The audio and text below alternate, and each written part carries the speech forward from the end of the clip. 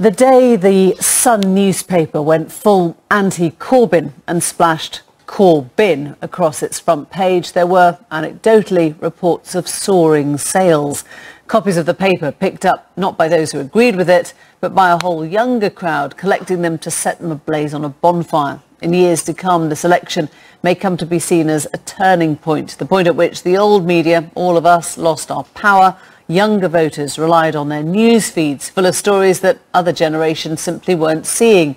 So are the days when it was the Sun what won it truly over? The BBC's media editor Amal Rajan reports.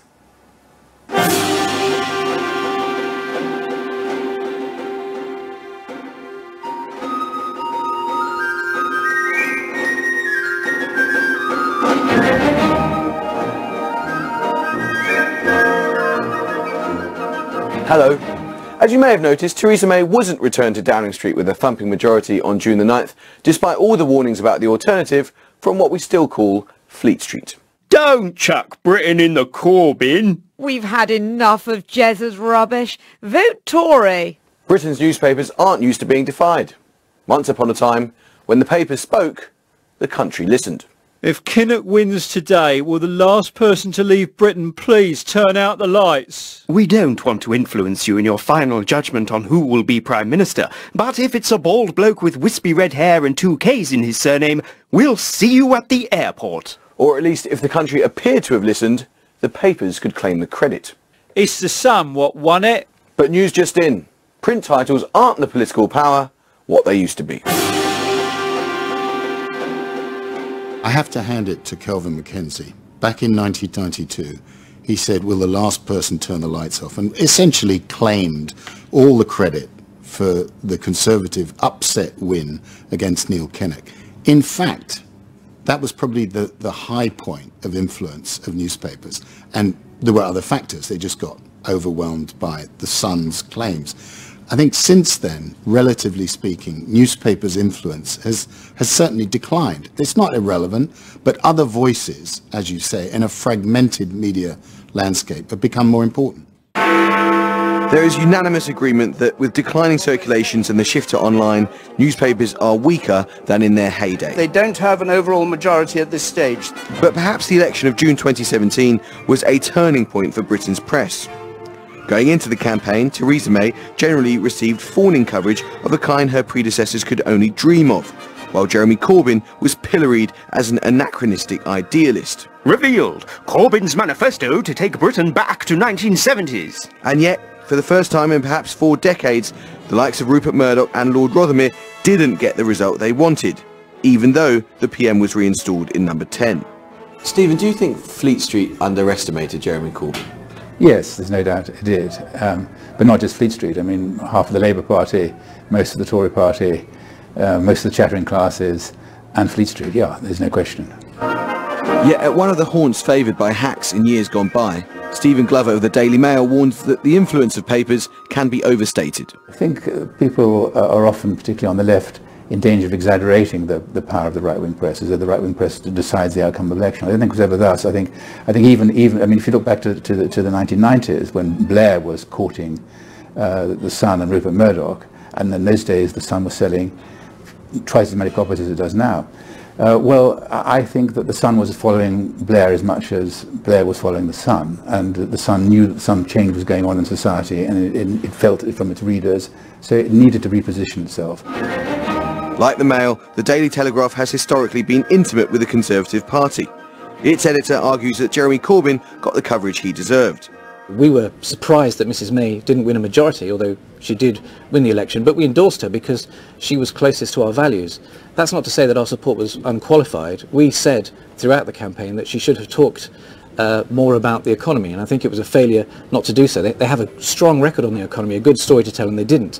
And interestingly, the failure to do that did help Corbyn, and I think you can look at things like Facebook and you can say, when you've got a message such as Corbyn's, where you're making specific offers to specific interest groups of more money, it's possible that people who use Facebook only find the bit that relates to them, that the offer of more money for their particular interest group, and they don't see the overarching narrative that if we were to try to deliver all that money, then we'd soon become Venezuela. We don't understand your